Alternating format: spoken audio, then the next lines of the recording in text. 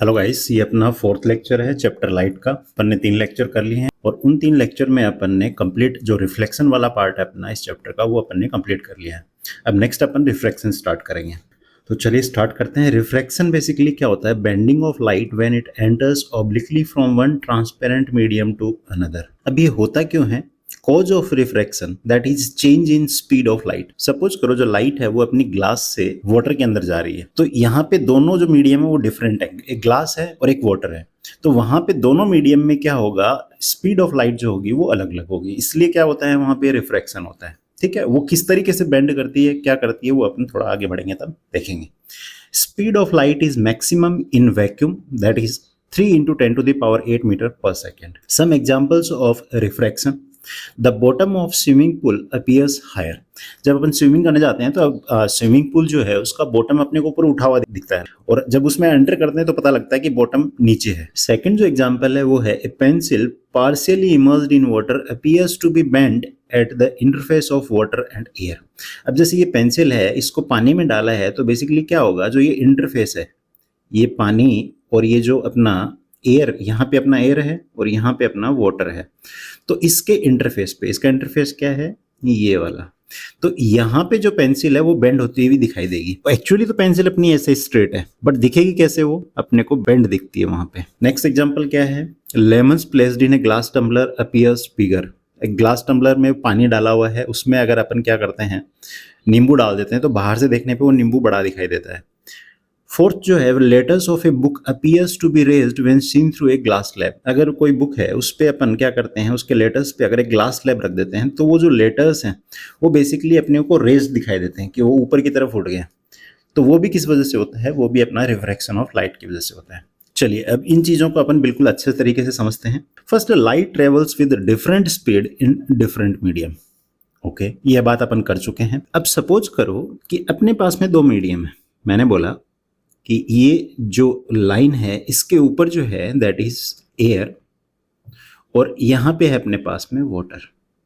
ठीक है, अब क्या है, एयर के अंदर जो स्पीड ऑफ लाइट है वो क्या है, ज्यादा है, और इन वाटर जो होगी इन कंपैरिजन टू एयर, वहां स्पीड ऑफ लाइट क्या होगी, लेसर, कम होगी। ठीक है, तो अपन क्या बोलते हैं, ये जो 2 मीडियम है इनको आपस में कंपेयर करते हैं अपन, और जब कंपेयर करते हैं तो वहां से पता लगता है कि इस एयर के अंदर जो लाइट है वो ज्यादा स्पीड से ट्रेवल करती है और वाटर के अंदर कम स्पीड से ट्रेवल करती है इन कंपैरिजन टू एयर। तो वहां से अपने को 2 टर्म मिलती हैं, optically rarer medium and optically denser medium. और ये दोनों टर्म्स बेसिकली क्या होती हैं, रिलेटिव टर्म्स हैं। मतलब अपन 2 मीडियम्स को कंपेयर कर रहे हैं और वहां से पता कर रहे हैं कि वो 2 मीडियम में से एक मीडियम रेयरर होगा, दूसरा क्या होगा, डेंसर। जैसा कि अपन ने यहाँ पे बात की थी एयर के अंदर स्पीड ऑफ लाइट क्या है, ज्यादा है in comparison to speed of light in water. तो इस केस में क्या होगा, एयर जो है मेरा वो रेयरर मीडियम हो जाएगा। रेयरर मीडियम में क्या होता है, स्पीड ऑफ जो लाइट है, speed of light is more in comparison to optically denser medium. यहाँ पे मैं इस v जो है वो स्पीड ऑफ लाइट के लिए यूज कर रहा हूँ, तो वहां पे in comparison to rarer medium क्या होगी, डेंसर मीडियम में जो स्पीड ऑफ लाइट है दैट विल बी लेसर। ये बात समझ में आई। अब नेक्स्ट देखते हैं अपन bending of light. Bending of light में अपन देखेंगे कि जो लाइट है वो किस तरीके से बेंड करती है, जब वो रेयरर से डेंसर में जाती है या डेंसर से रेयरर में आती है। तो फर्स्ट अपन देखते हैं when light travels from optically rarer medium to denser medium. अब मैंने यहाँ पे 2 मीडियम ली हैं। ऊपर वाला जो इस लाइन के ऊपर है, ये जो मीडियम है ये अपना कौन सा है, ये है ऑप्टिकली रेयरर मीडियम, और नीचे वाला जो मीडियम है that is optically denser medium. तो सपोज करो एक लाइट रे है, वो आके स्ट्राइक करती है इन दोनों के इंटरफेस पे, इसको इंटरफेस बोलते हैं। इंटरफेस वो अपना सरफेस होती है जहां पे 2 डिफरेंट मीडियम क्या करते हैं, ज्वाइन करते हैं एक दूसरे को। ठीक है, तो यहाँ पे मैं ये जो लाइट आई है, इसको लाइट को रे को अपन क्या बोलेंगे, इंसिडेंट रे। अब यहाँ पे ये जो पॉइंट है ये पॉइंट ऑफ अपना इंसिडेंस हो जाएगा, और इस पॉइंट ऑफ इंसिडेंस पे अपन एक नॉर्मल डालते हैं। मैं बोलता हूँ ये अपनी नॉर्मल है, इसको अपन एन बोल देते हैं। तो अपने पास में ये जो एंगल होगा इसको अपन बोलेंगे एंगल ऑफ इंसिडेंस। ठीक है, अब ये लाइट क्या कर रही है, रेयरर से डेंसर मीडियम में एंटर कर रही है। जानी तो कैसे चाहिए थी, ये सीधी की सीधी निकल जानी चाहिए थी, बट सिंस ये रेयरर से डेंसर में जा रही है तो स्पीड ऑफ लाइट क्या होगी, स्लो हो जाएगी।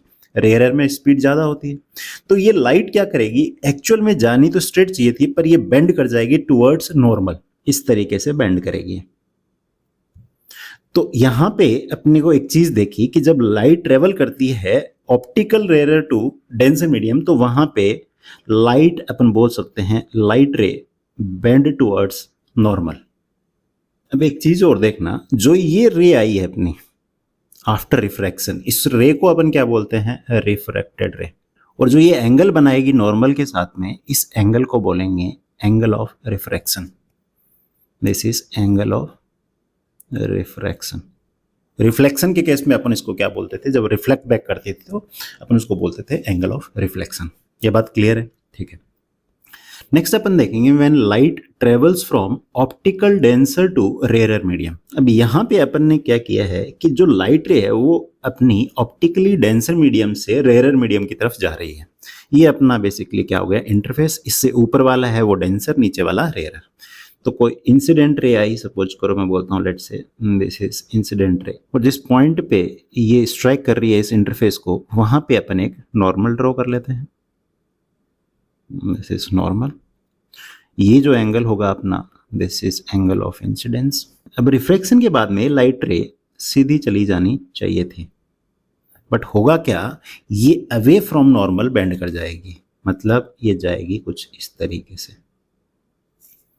और यहाँ पे ये जो रे है इसको अपन क्या बोलते हैं, रिफ्रैक्टेड रे। और ये जो एंगल बनाएगी नॉर्मल के साथ में उसको बोलते हैं एंगल ऑफ रिफ्रैक्शन। मतलब क्या होगा, जब लाइट रे डेंसर से रेयरर मीडियम की तरफ जाएगी तो वहां पे क्या होगा, रे जो है वो अवे फ्रॉम नॉर्मल बेंड करेगी। तो अपन यहाँ बोल सकते हैं बेंड्स अवे फ्रॉम नॉर्मल। यहाँ तक क्लियर है। चलिए नेक्स्ट अपन देखते हैं refraction through rectangular glass slab. यहाँ पे मैंने क्या किया है, एक ग्लास स्लैब ले लिया है, ABCD अपना ग्लास स्लैब है। तो यहाँ पे जब लाइट क्या करेगी, स्ट्राइक करेगी इंसिडेंट रे, तो किस तरीके से वो ग्लास स्लैब से पास होके बाहर निकलेगी वो अपन देखेंगे। अब यहाँ पे अपने को पता है कि ये जो है यहाँ पे अपना एयर है, यहाँ पे फिर अपना ग्लास आ गया, और फिर वापस से क्या आ गया, एयर आ गई। ओके, अब अपन इन कंपैरिजन जब बात करेंगे एयर और ग्लास की, तो एयर बेसिकली क्या हो गया अपना, रेयरर मीडियम हो गया, और ग्लास क्या हुआ अपना, डेंसर मीडियम, और अगेन एयर जो है वो अपना क्या है, rarer medium. Optically rare and optically denser की बात हो रही है यहाँ पे, ठीक है। तो यहाँ पे सबसे पहले अपन इंसिडेंट रे लेते हैं जो कि ग्लास स्लैब के AB इंटरफेस पे क्या कर रही है, स्ट्राइक कर रही है। अब यहाँ पे अपने को एक नॉर्मल बनाना पड़ेगा, बोल देता हूँ let's say this is N। ये एंगल I है अपना, एंगल ऑफ इंसिडेंस। अभी जानी तो क्या चाहिए थी, सीधी जानी चाहिए थी इस तरीके से, पर ये क्या करेगी, रेयरर से डेंसर में जब लाइट रे जाती है तो वहाँ पे टूवर्ड्स नॉर्मल शिफ्ट हो जाती है लाइट रे। तो अपन क्या होगा, इस तरीके से लाइट रे आगे बढ़ेगी। इस पॉइंट पे DC इंटरफेस पे अपन फिर से क्या करेंगे, एक नॉर्मल ड्रॉ करते हैं भाई, इसको अपन बोल देते हैं एंडेस, इस नॉर्मल को। अब ये जो लाइट रे है ये जानी तो क्या चाहिए, सीधी जानी चाहिए इस तरीके से भाई, बट सिंस ये डेंसर से रेयरर मीडियम में जा रही है तो अवे फ्रॉम नॉर्मल शिफ्ट होगी इस तरीके से। और ये जो रे निकलेगी बाहर, इसको बोलते हैं अपन एमर्जेंट रे। दिस इज एमर्जेंट रे। ओके, अब ध्यान से देखो, इनिशियली जो लाइट रे थी अपनी वो इस तरीके से जानी चाहिए थी जो आ रही थी, और जो फाइनल रे निकली है वो पैरेलल टू जो इनिशियल रे है वो निकल रही है, बट शिफ्ट हो गई है थोड़ी। अब एक चीज देखो, इंटरफेस AB पे ये वाला जो एंगल है, this is angle of refraction, that is R। Okay, और ये वाली जो रे है अपनी अंदर जो आ गई इंटरफेस DC पे, देखो ये वाली जो रे आई है अपनी, इस इंटरफेस के लिए इंसिडेंट रे होगी। तो अपन इसको I डैश से क्या करते हैं, रिप्रेजेंट कर देते हैं, I1 से रिप्रेजेंट कर देते हैं, ठीक है।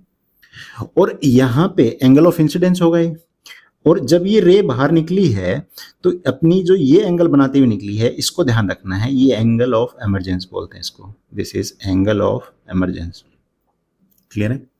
ओके, अब ये जो लाइट रे जब बाहर निकली है, ये लाइट रे बेसिकली क्या होगी, पैरेलल हो जाएगी फाइनली। यहाँ पे देखो ये पैरेलल दिखेगी आपको ना। तो ये जो डिस्प्लेसमेंट हुआ है, ओरिजिनली तो ये लाइट रे इस तरीके से जानी चाहिए थी, पर ये डिस्प्लेस हो गई, तो इसको बोलते हैं लेटरल डिस्प्लेसमेंट। क्या है, लेटरल डिस्प्लेसमेंट जो है डिपेंड करता है अपना refractive index of glass slab. Glass slab का रिफ्रैक्टिव इंडेक्स क्या है, दूसरा थिकनेस ऑफ ग्लास स्लैब कितना अपना थिक है उस पर डिपेंड करेगा। चलिए अब अपन नेक्स्ट देखेंगे laws of refraction. Laws of reflection basically क्या है, जैसे लॉ ऑफ रिफ्लेक्शन था वैसे ही ये है। तो फर्स्ट में क्या है, फर्स्ट है the incident ray, the refracted ray and the normal to the interface of two transparent media at the point of incidence all lie in the same plane. Basically कहना क्या चाह रहा है, जैसे यहाँ अपना क्या था, ये इंसिडेंट रे थी, ये अपनी रिफ्रैक्टेड रे थी और ये पॉइंट ऑफ इंसिडेंस था, पॉइंट ऑफ इंसिडेंस था। अब ये तीनों क्या करेंगे, एक ही प्लेन में लाई करेंगे। जैसे मैं बोलता हूँ, अपने को पता है ये एक्स वाई प्लेन है, this is X, this is Y. अगर कोई इंसिडेंट रे इस तरीके से स्ट्राइक की है तो वो क्या करेगी, इस एक्स वाई प्लेन में निकलेगी। ऐसे तो नहीं है ये इस यहाँ से रिफ्लेक्ट होकर ऊपर की तरफ जेड प्लेन में निकल जाएगी, ऐसा तो नहीं होगा ना, बात समझ में आ रही है। तो फर्स्ट अपना जो रिफ्रैक्शन का लॉ है वो क्या है, the incident ray, the refracted ray and the normal at the point of incidence all three lies in the same plane. Clear है बात। चलिए सेकंड जो अपना लॉ ऑफ रिफ्रैक्शन है उसको स्नेल्स लॉ भी बोलते हैं। स्नेल्स लॉ क्या बोलता है, the ratio of sine of angle of incidence to the sine of angle of refraction is constant for a light of given colour and for a given pair of media. Suppose करो अपने पास में एक medium, ये अपना M1 है, ये M2 है, ठीक है। कोई लाइट रे है और ये मैं बोल देता हूँ, लेट से ऊपर वाला रेयर है, इसको MD बोल देता हूँ, डेंजर मीडियम है। तो अपने एक लाइट रे इस तरीके से डाली, जानी तो ऐसे चाहिए थी, पर ये क्या की, टुवर्ड्स नॉर्मल बेंड कर गई। तो इनिशियली ये मेरा I हो गया और ये मेरा बेसिकली क्या हो गया, R हो गया। इसको मैं I1 बोल दूं तो ये मेरा R1 हो जाएगा। इसी तरीके से क्या होगा, अगर मैं इस I को चेंज कर दूं, मान लो ये जो इंसिडेंट रे है, अब ध्यान रखना यहाँ पे जो कलर ऑफ लाइट है वो सेम है ना। जो ये कलर लिया अपन ने लाइट का, वही कलर अपन सेकंड केस में ले रहे हैं। मैं इंसिडेंट रे इस बार इस तरीके से डालता हूँ, मीडियम भी सेम ही है भाई। तो इस बार क्या होगा, जो लाइट रे है वो इस तरीके से बेंड कर जाएगी। तो इस बार जो एंगल है उसको अपन बोल देते हैं I2 और यहाँ पे बेसिकली अपना जो एंगल बनेगा रिफ्रैक्शन वो बनेगा R2। तो कहने का ये क्या कह रहा है कि जो for a given media and for a given colour of light, अपना जो साइन पहला क्या था, I1 था अपना, अपॉन साइन R1, ये इसकी जो वैल्यू होगी वो कांस्टेंट होगी। आप एंगल चेंज कर दो, अब मैंने क्या किया, दूसरे केस में I2 कर दिया, तो ये इक्वल हो जाएगा अपना sign I2 upon sine R2 और ये कांस्टेंट वैल्यू होगी, चेंज नहीं होगी, सब इक्वल ही होंगे। बात समझ में आ रही है। इसी को ही अपन क्या बोल देते हैं, स्नेल्स लॉ बोल देते हैं। नेक्स्ट देखेंगे अपन रिफ्रैक्टिव इंडेक्स, जिसको स्मॉल n से भी रिप्रेजेंट करते हैं। रिफ्रैक्टिव इंडेक्स क्या होता है, the ratio of speed of light in A given pair of media. इसको अच्छे से समझते हैं अपन। यहाँ अपन बात कर रहे हैं रिफ्रैक्टिव इंडेक्स की, रिफ्रैक्टिव इंडेक्स, और इसको रिप्रेजेंट करते हैं स्मॉल n से, ठीक है। अभी अपन ने देखा कि रिफ्रैक्टिव इंडेक्स बेसिकली क्या है, रेशियो है speed of light in pair of media. Suppose करो मैं बोलता हूँ मेरे पास में दो मीडियम है, तो अगर मैं बोलता हूँ N1 2, इसका मतलब क्या है, इसको कैसे पढ़ते हैं ये समझना है। Refractive index of medium 1 with respect to medium 2, ठीक है। ध्यान से देखना है, बच्चों को कंफ्यूजन रहता है काफी। तो ये जो रिफ्रैक्टिव इंडेक्स की बात की अपन ने, ये बेसिकली अभी बात की अपन ने कि ये स्पीड ऑफ लाइट का रेशियो होता है उन मीडियम में क्या है। तो यहाँ पे ध्यान रखना है, ऊपर जो आएगी speed of light in medium 2 upon speed of light in medium 1। जो सेकंड जिसके साथ कंपेयर कर रहे हैं अपन, उसकी स्पीड ऊपर आएगी, उस मीडियम में जो लाइट की स्पीड है वो ऊपर आएगी, और जिसको कंपेयर किया जा रहा है उसका अपन नीचे स्पीड ऑफ लाइट उसके नीचे लिखते हैं डिनोमिनेटर में, ठीक है। अगर मैं बोलता हूँ refractive index of let's say glass with respect to diamond, तो यहाँ पे क्या होगा, speed of light in diamond upon speed of light in glass. ये बात क्लियर है। अब अपने पास में एक टर्म और आती है एब्सोल्यूट रिफ्रैक्टिव इंडेक्स। अब अपना एब्सोल्यूट रिफ्रैक्टिव इंडेक्स बेसिकली क्या होता है, refractive index of any medium with respect to air और वैक्यूम। अब देखो अपने को ध्यान रखना है कि वैक्यूम में बेसिकली स्पीड जो है एयर से ज़्यादा होती है लाइट की, है ना। पर अपन अपने पर्पज़ के लिए अपन क्या समझ के चलते हैं, ऑलमोस्ट इक्वल है, बहुत ही कम माइनर डिफरेंस होता है, बिल्कुल, है ना। तो अपन क्या बोलते हैं, एब्सोल्यूट रिफ्रैक्टिव इंडेक्स में किसी भी मीडियम का refractive index with respect to air या वैक्यूम जब लेते हैं तो उसको अपन बोलते हैं एब्सोल्यूट रिफ्रैक्टिव इंडेक्स। जैसे मैं बोलता हूँ रिफ्रैक्टिव इंडेक्स ऑफ ग्लास, इस तरीके से आपको कुछ दिया हुआ है ना। तो आपको समझना है ऑटोमेटिकली कि ये बेसिकली बता रहा है कि refractive index of glass with respect to किसकी बात कर रहा है, या एयर और वैक्यूम की बात कर रहा है। बात समझ में आ रही है? चलिए अब एक रिलेशन समझना, मैं बोलता हूँ refractive index of medium 1 with respect to 2, ये अपने को पता है ये होता है speed of light in medium 2 upon speed of light in medium 1। दूसरा अपन मैं बोलता हूँ refractive index of medium 2 with respect to 1। अपन ने मीडियम को 2 को कंपेयर कर रहे हैं 1 से, तो यहाँ पे क्या होगा, speed of light in medium 1 upon speed of light in medium 2। अगर मैं यहाँ पे जो अपना refractive index of medium 1 with respect to medium 2 अगर अपन बात कर रहे हैं, तो मैं इसको ऐसे भी लिख सकता हूँ, V2 को मैं डिनोमिनेटर में ले जाऊँ तो ये हो जाएगा 1 अपॉन V1 बाई V2। और V1 बाई V2 अपना क्या था, that was refractive index of medium 2 with respect to 1। तो अपन यहाँ पे बोल सकते हैं that is equal to 1 upon refractive index of medium 2 with respect to 1। तो यहाँ से अपने पास एक रिलेशन आया, refractive index of medium 1 with respect to 2 will be equal to 1 upon refractive index of medium 2 with respect to 1। Next एक चीज और देखो कि अपने को गिवन है absolute refractive index of 2 medium, मैं बोलता हूं N1 और दूसरा अपने को दिया है N2, मतलब absolute refractive index of medium 1 and ये है अपना absolute refractive index of medium 2। और अपने को पता है कि एब्सोल्यूट का मतलब क्या होता है, अपन बेसिकली कंपेयर कर रहे होते हैं किसके साथ में, एयर और वैक्यूम के साथ में ना। और अपने को ये एब्सोल्यूट रिफ्रैक्टिव इंडेक्स दे दिया जाए और ये बोलता है कि फाइंड करो refractive index of medium 1 with respect to 2। तो यहाँ पे सिंपली आपको क्या करना है, absolute refractive index of medium 1 upon absolute refractive index of medium 2। देखो कहाँ से आया ये, refractive index of medium 1 with respect to air है, तो मतलब अपना यहाँ पे क्या हो गया, speed of light in air upon speed of light in medium 1। नीचे में ये एब्सोल्यूट रिफ्रैक्टिव इंडेक्स है, इसका मतलब क्या है, speed of light in air upon air और vacuum whatever upon speed of light in medium 2। जब इसको फर्दर सोल्व करेंगे तो ये V2 ऊपर चला जाएगा, V1 नीचे आ जाएगा और ये अपने दोनों कट हो जाएंगे, तो ये हो जाएगा V2 बाय V1। और यही तो अपन ने इनिशियली देखा था, refractive index of medium 1 with respect to 2 क्या होता है, speed of light in medium 2 upon speed of light in medium 1। अगर आपको एब्सोल्यूट रिफ्रैक्टिव इंडेक्स दे रखा है दो मीडियम का, N1 और N2, तो आपको पूछा है अगर कि N2 refractive index of medium 2 with respect to 1 वो क्या होगा, तो सिंपली आप क्या करोगे, N2 बाय N1 कर दोगे, एब्सोल्यूट रिफ्रैक्टिव इंडेक्स को आप रख दोगे यहाँ पे, ठीक है। तो अपन यहाँ पे समराइज कर लेते हैं बेसिकली अपन ने क्या क्या पढ़ा। फर्स्ट अपन ने देखा कि जो स्पीड ऑफ लाइट है वो डिफरेंट मीडियम में अपनी क्या होती है, डिफरेंट होती है। और अपने पास में दो टाइप के मीडियम होते हैं, रेयरर एंड डेंसर।